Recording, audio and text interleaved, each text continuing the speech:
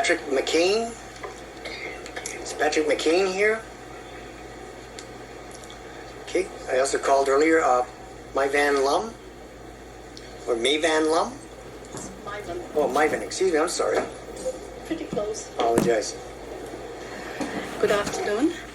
My name is Maivan Lum. You did the Lum exactly right. Okay.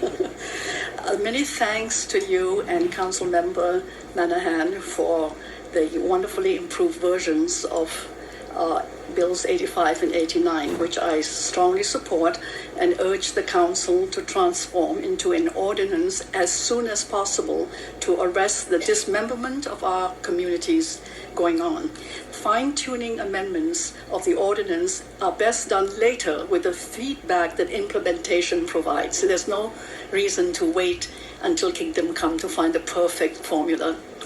I do have one suggestion, and that is that the text statements on the private right to enforce need clarification. There are actually two private rights to enforce that I see in the bills. But they're not clearly distinguished. The first is one that is administrative. It says that any person may lodge a complaint of a violation to the city, the director. And I really applaud that addition of any person. I think it's extremely important. It's an attempt to involve the people in the running of our laws, which I think expands democracy to the grassroots, which I think is excellent. But there's also buried in there is a private right to enforce that's legally available to persons who would have actual standing because they would be directly harmed. And that is not very clear. So I would urge that the two rights be recognized and clearly distinguished. Both of them would supplement the work that the city has set out for itself to enforce. I think it could really use the enforcement. Now, who should have the right to legally enforce? In my view, it should be people who would have the standing, i.e. potentially directly harm. And I would suggest that those are proximate neighbors, not only immediate next door neighbors, for reasons I mentioned at our last hearing. Proximate neighbors perhaps could be considered to be those who are within a 1,000-foot distance of the violating unit.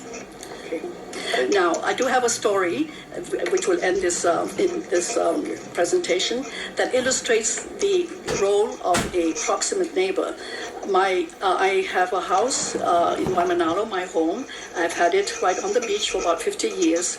It was sold to us as a shed, but we loved it. We're still there. At that time, almost 50 years ago, there was not a single vacation rental in the beach lots that I know of. Today, it's totally different. There are more visitors than locals on the beach in Waimanalo. My neighbor, for one, rents to very large groups. Last week, 6 of the vacationers, all grown men drinking on the beach, decided to light a fire on the grass that lies between wooden houses on one side and a windy beach on the other side. A fire could have just enveloped us all very quickly. My next door neighbor, on the other hand, ran out and chewed them out. I would have done the same, except that I was sleeping. But that's the value of having a proximate neighbor who has an interest in this also. Thank you very much. Good. Okay. All right. No questions? Any questions for the testifier? Okay, thank you very much. Okay. Alex Reis, Judy Bishop, and Marie Manigo. Okay. Yeah, Alex Reis? Yeah, Alex Reis. Okay. Reis, I'm sorry. Go ahead, please proceed. Hey, good afternoon. Thanks for being here. We appreciate you hearing us out. Obviously, I think it makes us feel better. Hopefully you're listening. It does look like you are. I appreciate your time here. Unfortunately, I've got nothing new to say to you that you don't already know. But there's some things that are personal to me that I'd like to emphasize. We don't have to guess if more tourists are going to bring more income, right? We read in the paper that we're at an all-time high. We've been increasing every year, more tourists. But we haven't gotten any more income from those tourists for 2 years. So we don't have to guess if more tourists is a good thing, because more tourists just leads to flat income at this point. Because it's the kind of people who are staying, as I think maybe 2 people ago talked about, those people aren't spending money. So if we're all about the economy, these type of lodgings aren't going to help us out. We don't have to guess if opportunists will break our zoning laws, right? People, the lawbreakers, if you're not adhering to the zoning law, you are a lawbreaker. If the lawbreakers are here testifying that this is my name and I operate an illegal business, it's obvious they don't care about your laws. And it may not be the law that you particularly passed, but it's your predecessors, and these are the kind of people who in the future won't adhere to the laws that you really care about. So we have to have laws with teeth. You know? The group that sat in front of us in 1989 who passed the bill thought they were creating a compromise that everybody could be happy with. And I won't blame them because they didn't have the hindsight that we have today. They thought that would take care of it. Now we have the hindsight since 1989 that says that if we don't have rules behind these zoning laws, that people are going to testify and basically scoff in your faces, right? If we don't have the ability to tell the advertisers which non-conforming use certificate they're using, that they actually have one, all these things are required in order to enforce these laws. There's no way, if people can advertise an illegal business, there's no question the demand is here. We will have illegal business in Hawaii. So we need to do all the things that are in 85 CD2, Menor, Manahan. It's the best teast I've seen yet, and we need every arrow in the quiver that we can to control this because there are big bucks on the line.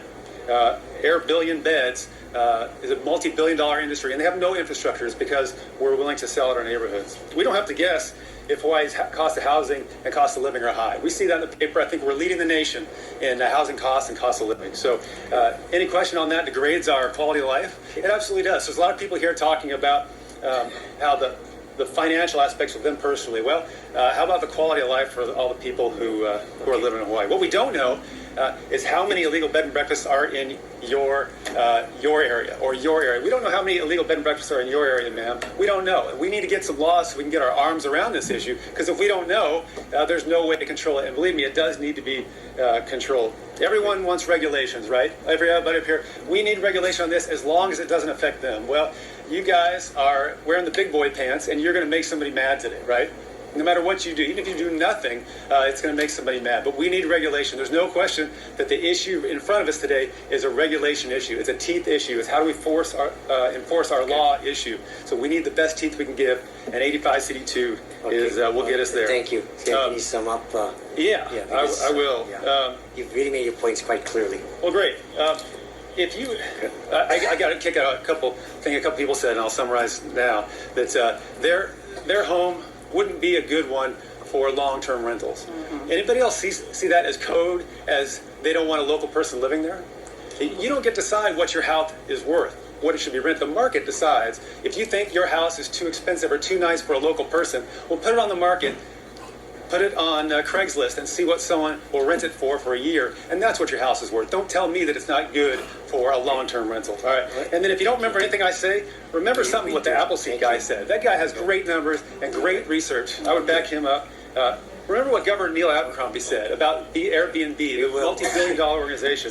Remember what Lee Cataluna said in both her articles, May 4th and May 10th? She has her finger on the pulse of the local people. You know, we have to end your testimony. And then remember what the neighborhood board said. Okay. That's the lowest level. They all have a finger on the pulse. Okay. Thank you very much. Thank you. Any questions? Okay. Thank you. And we have Judy Bishop.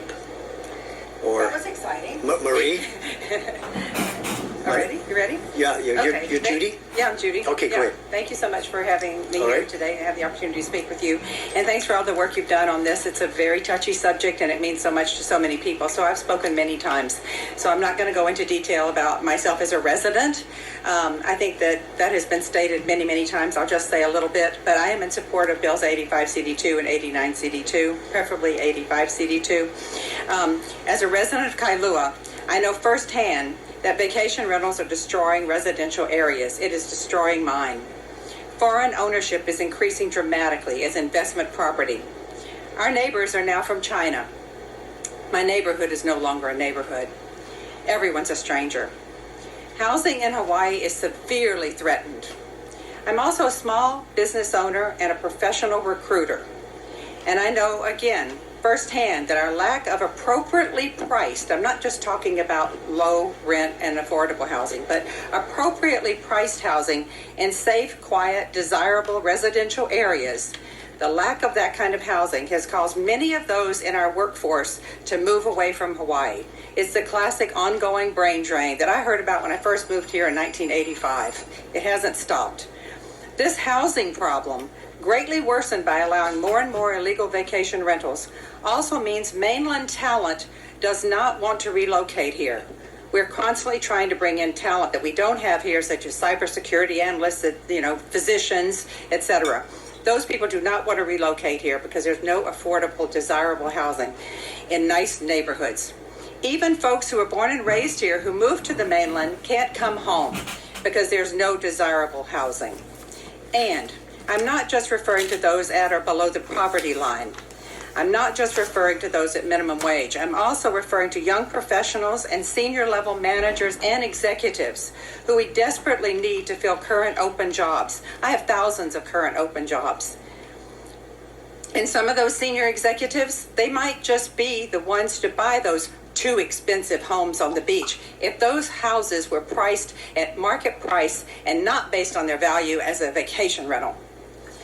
We do not need more job creation in Hawaii right now, especially not new jobs doing gardening and housekeeping in residential communities.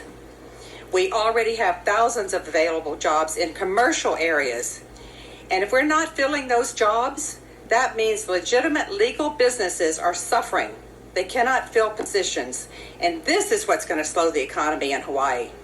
If you fix housing, you fix so many of the problems in Hawaii. And to just address some of the job creation issues again, the jobs in vacation rentals are not new jobs. They are the lost jobs in the hotels. The hotel jobs have better benefits and better protections for workers. Hotels are also in commercial areas, not in residential areas. Okay, so could you sum up? Yeah, growth of vacation rentals is not the answer. There are too many already. It's an illegal activity. Just because it's trending does not mean it's good. Smoking cigarettes used to be trending, and we found out it was killing people. Other cities who have already experienced this are cracking down. It's not sustainable. Okay, thank you. Any questions of the two?